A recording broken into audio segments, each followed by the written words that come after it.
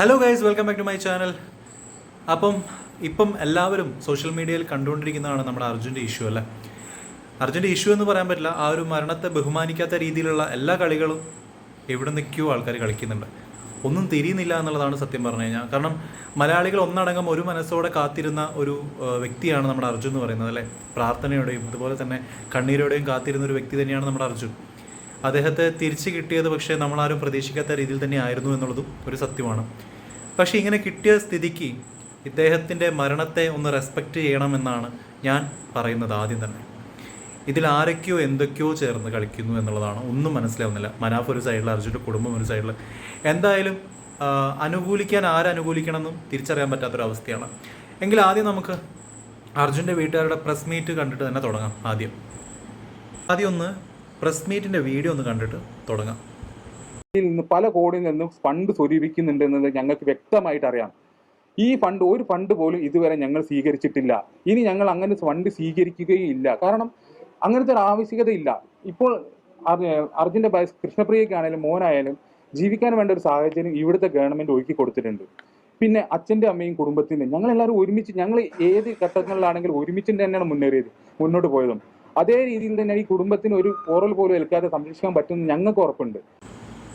നല്ല കാര്യമാണ്. നമ്മളൊരു എന്താ പറയുക, ഇങ്ങനൊരു ചിന്താഗതി നല്ലതാണ്. പോസിറ്റീവായിട്ട് തന്നെ തിങ്ക് ചെയ്യുന്നു. പക്ഷേ ഈ ഒരു പ്രസ് മീറ്റിൻ്റെ ആവശ്യം ഉണ്ടായിരുന്നോ എന്നാണ് ഞാൻ ചോദിക്കുന്നത്. കാരണം നിങ്ങൾക്ക് നഷ്ടമായത് എന്താണെന്ന് നിങ്ങൾക്ക് നല്ല ബോധമുണ്ടെന്നാണ് എൻ്റെ ഒരു വിചാരം. പക്ഷേ ഇപ്പം നിങ്ങളുടെ പ്രസ് മീറ്റ് കാണുമ്പോൾ എനിക്ക് ആ ഒരു വിചാരമില്ല. നിങ്ങൾക്ക് എന്താണോ നഷ്ടമായത് അതിലൊരു അഹങ്കാരമാണ് ഞാൻ നിങ്ങളിൽ കാണുന്നത്. കാരണം എന്താ വെച്ചാൽ നിങ്ങൾക്ക് ഇത് ഒരു തീരുമാനമാവുന്നത് വരെ നിങ്ങളെ സഹായിച്ച, അല്ലെങ്കിൽ നിങ്ങൾക്ക് വേണ്ടി തുണച്ച ഒരുപാട് ആൾക്കാർ, നിങ്ങൾക്ക് വേണ്ടി പ്രാർത്ഥിച്ച ഒരുപാട് ആൾക്കാർ ഈ ലോകത്തുണ്ട് അല്ലേ.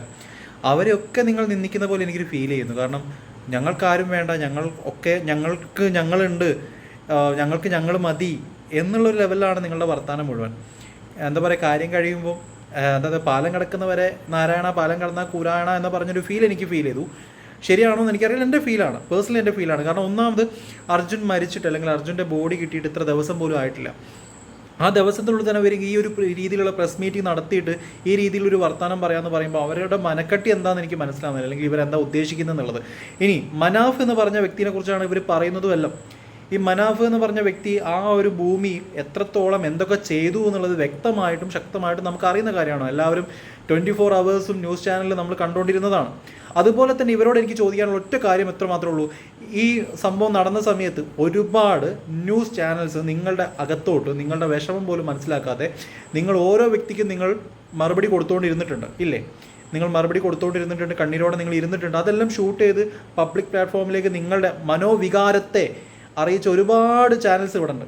അവരൊന്നും നിങ്ങൾക്ക് ചോദ്യം ചെയ്യാനുണ്ടായിരുന്നില്ലേ എന്നുള്ളതാണ് എൻ്റെ ഒരു ചോദ്യം. ഇദ്ദേഹത്തെ പോലെ ഒരാളത് ചെയ്തപ്പോൾ അത്രയും കാലം ചെയ്തുകൊണ്ടിരുന്ന കാര്യങ്ങളൊന്നും നിങ്ങൾ കണ്ടില്ല. അതിനുശേഷം അദ്ദേഹം ചെയ്തുകൊണ്ടിരിക്കുന്ന കാര്യങ്ങളാണ് നിങ്ങൾക്ക് പ്രശ്നമെന്നാണ് നിങ്ങൾ പറയുന്നത്. അതിനുശേഷവും ഒരുപാട് സോഷ്യൽ മീഡിയാസ് ആ ഒരു മരണത്തെ, അല്ലെങ്കിൽ ആ ഒരു കണ്ടുകിട്ടലിനെ എന്താ പറയുക, പബ്ലിസിറ്റിക്ക് വേണ്ടിയിട്ട് ഒരുപാട് പേര് എടുത്തിട്ടുണ്ട് എന്നുള്ളതാണ്. അപ്പോഴും നിങ്ങളുടെ ഈ ഒരു പറച്ചിലൊന്നും ഞാൻ കണ്ടിട്ടില്ല. എന്താണ് നിങ്ങൾക്ക് ഇത്ര ദേഷ്യം ഇദ്ദേഹത്തോട്, അല്ലെങ്കിൽ മനാഫ് എന്ന് പറഞ്ഞ വ്യക്തിയോട് നിങ്ങൾക്ക് എന്താ ഒരു വിദ്വേഷം എന്നുള്ളത് എനിക്ക് മനസ്സിലാവുന്നില്ല. എന്തായാലും അടുത്ത വീഡിയോ കണ്ടിട്ട് ബാക്കി കിടക്കും. എല്ലാ കുടുംബത്തിലുള്ള പ്രശ്നം, പക്ഷെ അതെല്ലാം മുന്നേ അർജുൻ നഷ്ടപ്പെട്ടു, യാഥാർത്ഥ്യമാണ് എന്ന് കരുതി ഞങ്ങൾ ആരുടെയും മുന്നിൽ പോയിട്ട് പിച്ച തെണ്ടേണ്ട ആവശ്യം നിലവിൽ ഞങ്ങൾക്കില്ല. അത് ഈ വ്യക്തി മനസ്സിലാക്കേണ്ട കാര്യം നിങ്ങൾ വിനീതമായി അഭ്യർത്ഥിക്കുകയാണ്. ഇങ്ങനത്തെ കാര്യങ്ങൾ നിങ്ങൾ മനസ്സിലാക്കണം. അങ്ങനത്തെ ഒരു സാഹചര്യം നിലവിൽ ഇവിടെ ഇല്ല. ഞാൻ ജോലിക്ക് പോകുന്നുണ്ട്, സഹോദരങ്ങൾ ജോലിക്ക് പോകുന്നുണ്ട്, കൃഷ്ണപ്രിയക്ക് ജോലിയായിട്ടുണ്ട്. ഇവർക്ക് നോക്കൂ, അറിയുന്ന ആൾക്കാർക്ക് ചോദിക്കുക, ഇവന് 75,000 രൂപ കിട്ടിയിട്ട് നിങ്ങൾ എന്താ ചെയ്യുന്നത്? ഇത്രയും ദാരിദ്ര്യത്തിൽ പിന്നെ എങ്ങനെ കടന്നു? നോക്കൂ, ആ തരത്തിൽ ഇതൊക്കെ നമുക്ക് നമ്മുടെ കൂടെ നിൽക്കുന്ന ആൾക്കാരാണ് ഇവരോടൊക്കെ ചോദിക്കുന്നത്. എന്നോടായാലും അഞ്ജുവിനോടായാലും അഭിജിത്തിനോടും കൃഷ്ണ ഇവരൊക്കെ നോക്കൂ എത്രത്തോളം മാനസിക സമ്മർദ്ദത്തിലൂടെ കടന്നു പോകുന്നു. മറ്റൊരാളുടെ മുന്നിൽ നോക്കാൻ പറ്റാത്ത അവസ്ഥയായി. അതെങ്ങനെയാണ് എനിക്ക് മനസ്സിലാവുന്നില്ല. നിങ്ങളിപ്പോൾ നടത്തുന്ന ഈ പ്രസ് മീറ്റിങ്ങും അതുപോലെ തന്നെയുള്ളൊരു കാര്യമല്ലേ.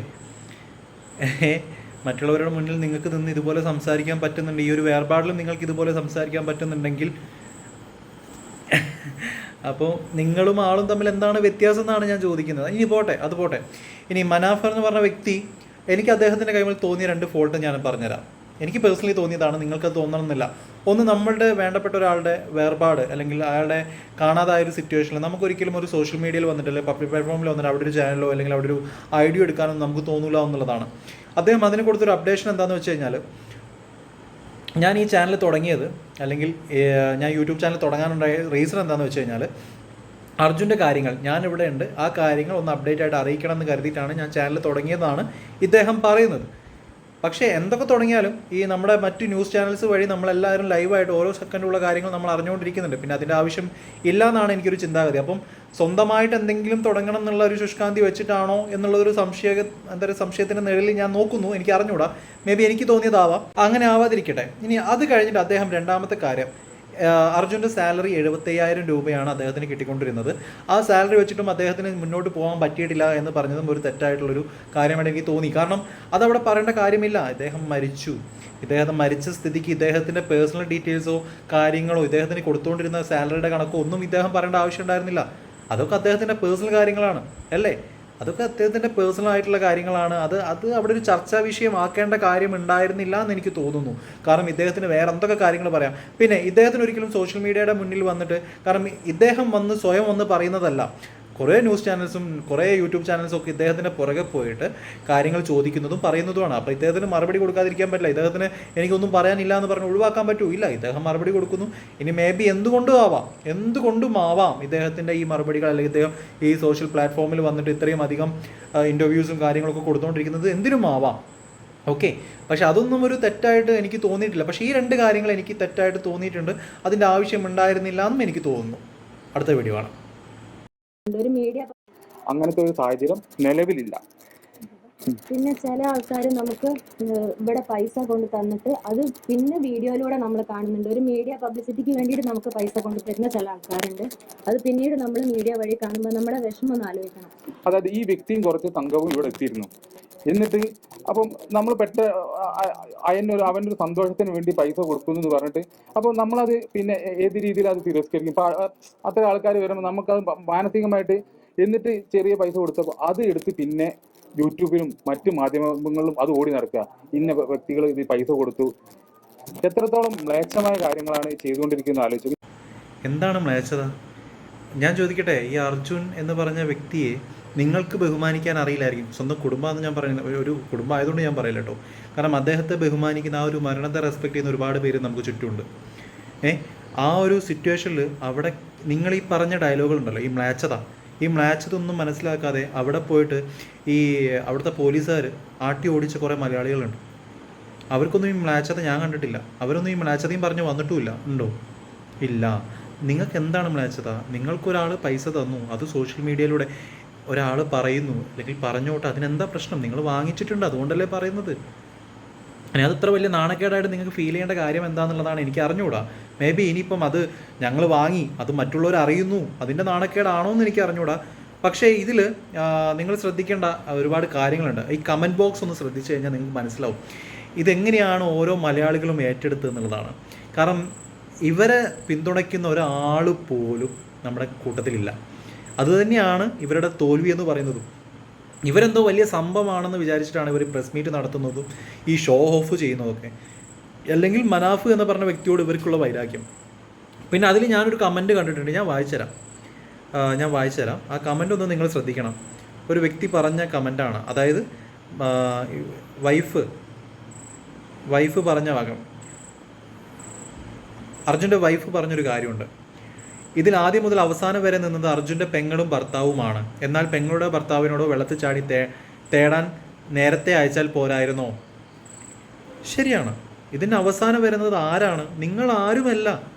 അവിടെ നിന്ന് പോരാടിയ ഒരുപാട് മലയാളികളുണ്ട്, ഒരുപാട് ആൾക്കാരുണ്ട്. അവരാണ് നിങ്ങൾക്കൊപ്പം നിന്നത്. നിങ്ങളല്ല ആർക്കൊപ്പം നിന്നത്, അവരാണ് നിങ്ങൾക്കൊപ്പം നിന്നത്. നിങ്ങൾ മനസ്സിലാക്കുന്നുണ്ടോ? ഈ മനാഫ് എന്ന് പറഞ്ഞ വ്യക്തി സ്വന്തം കുടുംബവും ജോലി ഉപേക്ഷിച്ച് 72 ദിവസം ആ മണ്ണിൽ കിടന്നത് നിങ്ങൾക്ക് വേണ്ടിയിട്ടാണ്, വേറെ ആർക്കും വേണ്ടിയിട്ടല്ല. അതൊന്നും നിങ്ങളുടെ കണ്ണിൽ പെട്ടില്ല. പക്ഷേ ഇന്ന് നിങ്ങൾ അയാൾ എന്തോ ചെയ്തു എന്ന് പറഞ്ഞിട്ട് നിങ്ങൾക്ക് കുറ്റം പറയാൻ ഇന്ന് നിങ്ങൾക്ക് പറ്റുന്നുണ്ട്. അതുപോലെ അർജുൻ്റെ ബോഡി കിട്ടി ഇത്ര ദിവസം പോലും ആയിട്ടുള്ള നിങ്ങൾക്ക് ഒരു പ്രസ് മീറ്റിൻ്റെ മുന്നിൽ വന്നിട്ട് നിങ്ങൾക്ക് ഈ രീതിയിലുള്ള സംസാരിക്കാനുള്ള ഗഡ്സും നിങ്ങൾക്കുണ്ട്. ഇതൊന്നും ഞാൻ നിങ്ങളിൽ കണ്ടിട്ടില്ല മുന്നേ. ഞാൻ പറഞ്ഞ പോലെ പണ്ട് ഈ എന്താ പറയുക, റിപ്പോർട്ടർ ചാനൽസ് പോലുള്ള കുറേ ചാനൽസ് കയറിയിട്ട് നിങ്ങളുടെ നിങ്ങൾ വിഷമിച്ചിരിക്കുന്ന നിങ്ങളുടെ റൂം വരെ വന്നിട്ട് പെർഫോം ചെയ്ത രീതി എന്ന് പറയുന്നത് നിങ്ങൾ തന്നെ ശ്രദ്ധിച്ചാൽ മനസ്സിലാവും. കല്യാണത്തിന് നമ്മുടെ വീഡിയോഗ്രാഫേഴ്സ് വീഡിയോ പിടിക്കില്ലേ, അതുപോലെയാണ് ആ വീട്ടിലോട്ട് ആ ഒരു സമയത്ത് കയറി വന്നത് പല റിപ്പോർട്ട് ചാനൽസും. അന്നൊന്നും നിങ്ങൾ ഈ രീതിയിൽ പ്രതികരിക്കുന്നത് ഞാൻ കണ്ടിട്ടില്ല. ഇന്ന് നിങ്ങൾക്ക് ഭയങ്കര പ്രതികാരമാണ്. ഞാൻ പറയില്ലേ, ഇത് ഓൾറെഡി ഒന്നെങ്കിൽ ആ വ്യക്തിയോടുള്ള നിങ്ങളുടെ എന്താ പറയുക വിദ്വേഷം നിങ്ങൾ ഈ രീതിയിൽ കാട്ടി തീർക്കുന്നു എന്ന് വേണമെങ്കിൽ പറയാം എന്നുള്ളതാണ്. എന്തായാലും അടുത്ത വീഡിയോ കാണാം, എന്നിട്ട് ബാക്കി. എന്ന് പൊതുസമൂഹത്തിനെ ബോധ്യപ്പെടുത്താൻ വേണ്ടി മാത്രമാണ് ഇത് പറയുന്നത്. പിന്നെ അടുത്ത വിവാദം എന്ന് പറഞ്ഞാൽ ഈ അർജുന്റെ ബൈക്ക് ഈ നാളുകളിൽ അവിടെ ഈ പറഞ്ഞ വ്യക്തിയുടെ വീടിനടുത്ത് ഒരു വർക്ക്ഷോപ്പിൽ നന്നാക്കാൻ കൊടുത്തിരുന്നു. അത് വ്യക്തമായി പറഞ്ഞു.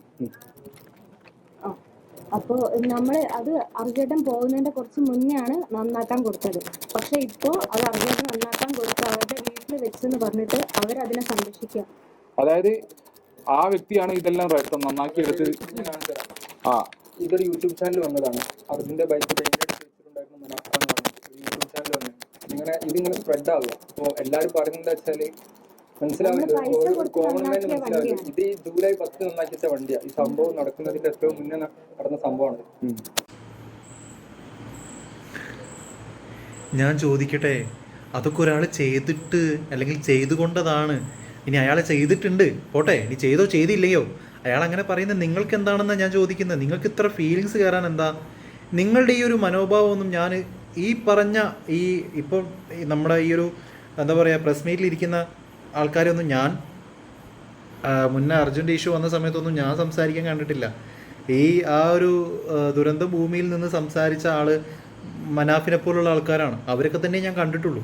ഇന്ന് ഇത്രയും അഹങ്കാരത്തോടെ വന്നിട്ട് ഇത്രയും കാര്യങ്ങൾ പറയാൻ നിങ്ങൾക്ക് ഇന്ന് ഒരു ശേഷി തന്നിട്ടുണ്ടെങ്കിൽ അത് ഞങ്ങളുടെ മലയാളികൾ കൊണ്ട് മാത്രമാണ്. നിങ്ങളെ സപ്പോർട്ട് ചെയ്ത, നിങ്ങളെ കണ്ണിൽ നിങ്ങളെ കുടുംബമായിട്ട് കരുതി കൂടെ നിന്ന ഒരുപാട് മലയാളികളുണ്ട്. അവരൊക്കെ നിങ്ങൾ നിന്നിച്ച് സംസാരിക്കുന്ന പോലെയാണ് എനിക്ക് ഫീൽ ചെയ്യുന്നത്. നിങ്ങൾ മനാഫിനെ മാത്രം പറയുന്ന പോലെ എനിക്ക് ഫീൽ ചെയ്യുന്നില്ല. ഇനി അങ്ങനെ മനാഫിനെ മാത്രമായിട്ട് പറയുകയാണെങ്കിൽ നിങ്ങളുടെ കണ്ണീര് മുതലാക്കിയെടുത്ത ഒരുപാട് റിപ്പോർട്ട് ചാനലുകളുണ്ട്, ഒരുപാട് ന്യൂസ് ചാനലുകളുണ്ട്. അവരൊന്നും നിങ്ങളെന്താ പ്രതികരിക്കാത്തതെന്നാണ് ഞാൻ ചോദിക്കുന്നത്. കാരണം നിങ്ങളുടെ കണ്ണീർ ഏറ്റവും കൂടുതൽ 24 hours ലൈവ് ഇട്ട് നാറ്റിച്ചുകൊണ്ടിരുന്ന ഒരുപാട് സോഷ്യൽ മീഡിയാസ് ഉണ്ട്. അവരെ നേരെ പോവും. അല്ലാതെ നിങ്ങൾക്ക് വേണ്ടി അല്ലെങ്കിൽ ആ അർജുന് വേണ്ടിയിട്ട് ആ ഒരു ഭൂമിയിൽ 72 ദിവസം നിന്ന് കാത്തിരുന്ന ആ ഒരു വ്യക്തിക്കെതിരെ നിങ്ങൾ ഈ പറയുന്ന കാര്യത്തിൽ എനിക്ക് നല്ല വിയോജിപ്പുണ്ട്. ഉള്ളത് പറയുന്നത് എന്താ, ഇതിന് നിങ്ങളൊന്നും ഞാൻ പറയില്ലേ അഹങ്കാരം എന്നല്ലാതെ മറ്റൊരു കാര്യം നിങ്ങളുടെ നേരെ എനിക്ക് പറയാനില്ല എന്നുള്ളതാണ്. അതിൽ ഈ അർജുനെ ഉപയോഗപ്പെടുത്തി അതിൽ വ്യൂവേഴ്സ് ഉണ്ടാക്കി എന്നുള്ളതാണ് ഗുരുതരമായ ഒരു ആരോപണം.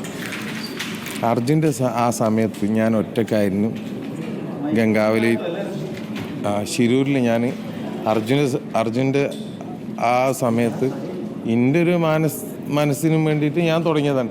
ഓക്കെ, ഞാൻ അങ്ങനെ ഒരു യൂട്യൂബ് ചാനൽ തുടങ്ങി. അതിലിപ്പോൾ എന്താ തെറ്റുള്ളത്? ഏതാണ് ആ യൂട്യൂബ് ചാനൽ ഒന്ന് പോയി നോക്കി. ആകെ ഒരു എന്താ പറയുക ഒരു 10,000 സബ്സ്ക്രൈബേഴ്സ് ഉള്ള ഒരു യൂട്യൂബ് ചാനൽ. ഈ 10,000 സബ്സ്ക്രൈബേഴ്സിന് കാര്യങ്ങൾ മനസ്സിലാവാൻ വേണ്ടിയിട്ട് പലപ്പോഴും ഒരു ലൈവ് ഇടും.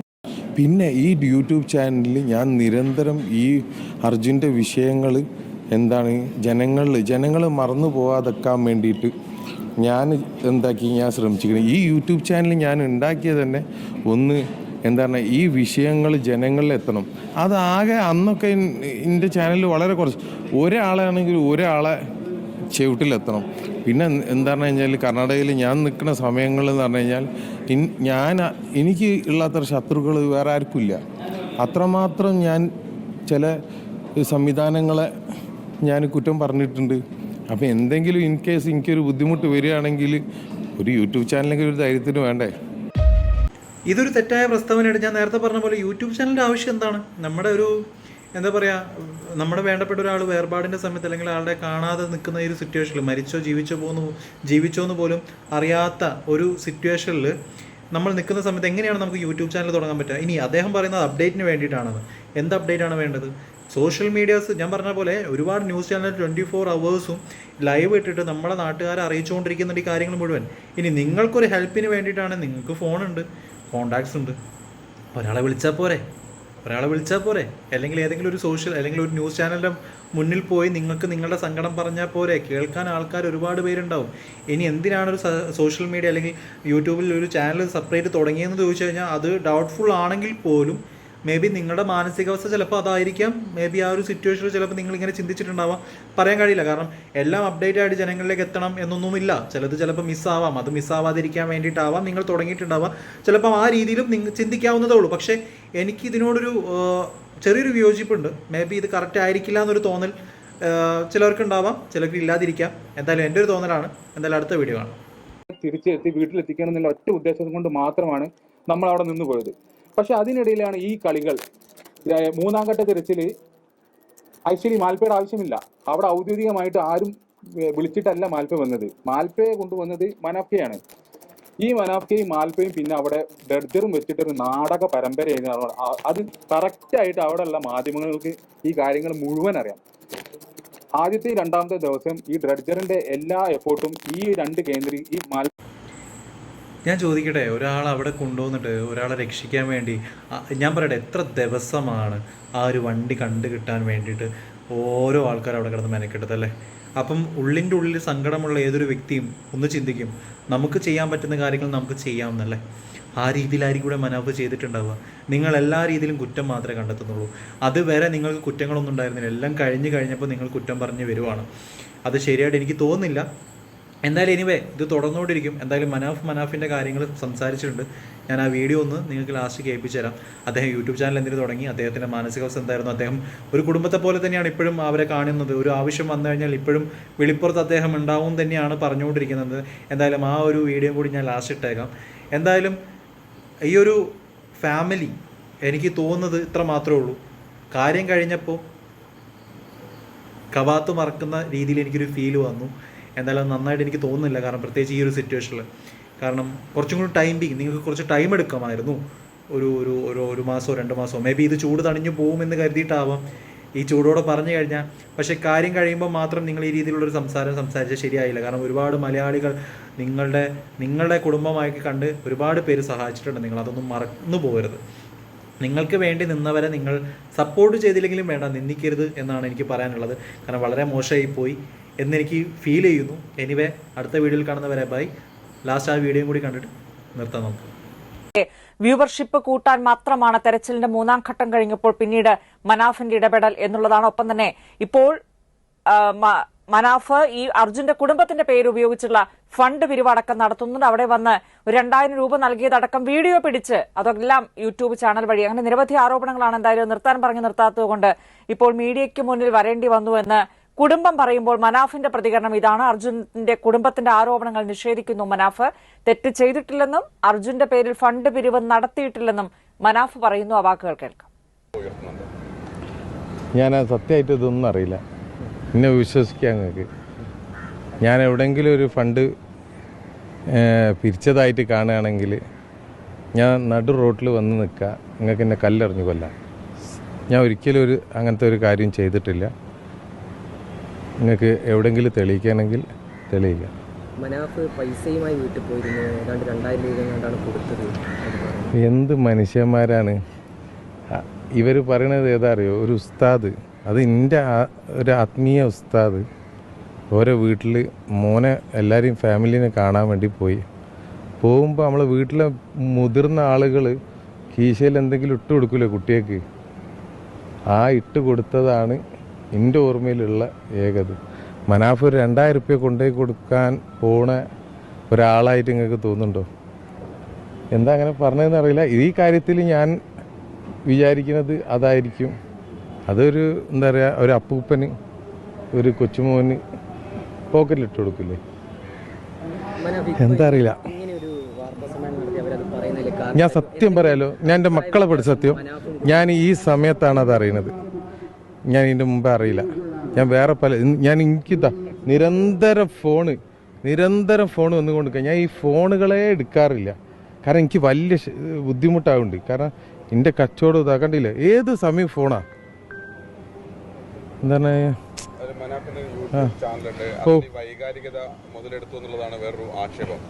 ഞാൻ ആ യൂട്യൂബ് ചാനൽ തുടങ്ങിയത് എൻ്റെ ഒരു ആവശ്യം. അതായത് ഞാൻ അവിടെ ഗംഗാവരി പോയതിൻ്റെ സൈഡിൽ നിൽക്കുമ്പോൾ എനിക്ക് ആരോടെങ്കിലും ഒന്ന് സംസാരിക്കണം, കുറച്ച് വീഡിയോ എടുക്കണം. ഞാനിപ്പോൾ അർജുൻ്റെ വിഷയത്തിന് ശേഷം ആ യൂട്യൂബ് ചാനലിൽ ഒന്നും എൻ്റെ വന്നിട്ടാവില്ല. ഇനിയിപ്പോൾ വന്നെന്ന് വിചാരിച്ചോളി. ഇനി ഞാൻ ഇതുവരെ അങ്ങനെ ആ യൂട്യൂബ് ചാനൽ കയറിയാൽ മതി. ഇത് കഴിഞ്ഞാൽ ഞാൻ ഇതിലേക്ക് അർജുനെ കിട്ടുന്നതോട് കൂടിയിട്ട് ആ യൂട്യൂബ് ചാനൽ ഒരു അർത്ഥമില്ല എന്ന് പറഞ്ഞിരുന്നു. ഇനിയിപ്പോൾ ഏതായാലും ആ യൂട്യൂബ് ചാനൽ ഞാൻ ഉഷാറാക്കും, അടിപൊളിയാക്കും. എന്താ ചെയ്യാനുള്ളത്? ആരെ തറവാട് സ്വത്ത് നിർത്തിയിട്ടല്ലാലും ഒന്നും ചെയ്യണേ. ഞാൻ എൻ്റെ യൂട്യൂബ് ചാനലിൽ ഞാൻ ഇങ്ങനെ ലോറിക്ക് അർജുൻ തന്നെ പേരിടും. അതൊന്നും പ്രശ്നമില്ല എനിക്ക്. ഞാനിങ്ങനെ ഞാൻ വേറെ ലെവലാ. എനിക്ക് ആരെയും പേടിയുള്ള കേസൊന്നുമില്ല. ഇനി എന്താ എൻ്റെ എതിരെയുള്ള ആരോപണങ്ങൾ എന്തൊക്കെ ഞാൻ അറിയില്ല. തീർച്ചയായിട്ടും ഈ വൈകാരികത വെച്ചിട്ട് തന്നെയാണ് ജനഹൃദയങ്ങളിലേക്ക് അർജുൻ എത്തിയത്. അങ്ങനെ വൈകാരികത ആയിട്ട് അതിന് തോന്നുന്നുണ്ടെങ്കിൽ അത് വൈകാരികതയായിട്ട് കണക്കൂട്ടിക്കോളി, ഒരു പ്രശ്നമില്ല. അതുപോലെ ആദ്യത്തെ 2 ദിവസം തെരച്ചിലുള്ള സമയം നിങ്ങൾ നഷ്ടപ്പെടുത്തി എന്നുള്ള ഒരു ആരോപണം കൂടെ പറയുന്നുണ്ട്. അത് ഈ പുഴയിൽ ഇറങ്ങി തരുന്നതിന് പകരം കരയിലാണ് തരുന്നുള്ളത്. ഓക്കെ, ഞാൻ തന്നെയാണ് ആക്കിയത്, ഞാൻ തന്നെയാണ് അങ്ങനെ ചെയ്തത്. എന്തായാലും ഇപ്പോൾ പ്രശ്നം എൻ്റെ ഫാമിലി ആയിട്ട് ഞാൻ ഓരോ കണ്ടതിൽ ഇപ്പോൾ എന്താ തെറ്റ് എനിക്ക് മനസ്സിലാവില്ല. ഞാൻ എന്താ ചെയ്തതെന്ന് എനിക്ക് മനസ്സിലാവില്ല. മറ്റൊന്ന് പറയുന്നത് അമ്മയുമായിട്ടൊരു വൈകാരിക ബന്ധം ഉണ്ടാക്കി അതിനെ ചൂഷണം ചെയ്യുന്നത്. അമ്മ എൻ്റെ അമ്മയാണ്. അമ്മ എന്നെ തള്ളി പറഞ്ഞോട്ടെ, എന്നാലും അമ്മയാണ്. ആ അർജുൻ്റെ ഫാമിലി എൻ്റെ ഫാമിലി ആയിട്ട് ഞാൻ ഇന്നും കാണുന്നുണ്ട്. ഓർക്കൊരു ബുദ്ധിമുട്ട്, ഓരിപ്പോൾ എന്തെങ്കിലും ഒരു ബുദ്ധിമോശത്തിൽ എന്തെങ്കിലും പറഞ്ഞിട്ടുണ്ടെങ്കിൽ പറഞ്ഞോട്ടെ, നോ പ്രോബ്ലം. ഓല് ഇതിൻ്റെ മുമ്പ് എന്നോട് പേഴ്സണലായിട്ടും പല പ്രാവശ്യം പറഞ്ഞതാണ്. ഞാനതൊന്നും കാണില്ല. എനിക്ക് ഓരോ ഒഴിവാക്കാനൊന്നും കഴിയില്ല. ഞാൻ ഇന്ന് അല്ലെങ്കിൽ നാളെ ഓർക്ക് ഇനി ഒരു ആവശ്യം വരികയാണെന്നുണ്ടെങ്കിൽ ഞാൻ ഇനി തീർച്ചയായിട്ടും ഓരോ കൂടെ ഉണ്ടാവും. അത് ഓരത് മാത്രമല്ല, ഞാൻ എൻ്റെ ഏത് ജോലിക്കാരെ കൂടി എന്താണോ ഞാൻ ഉദ്ദേശിക്കുന്നത്. Myntra Big Fashion Festival is back. Ab latest fashion pe discount. Shop now.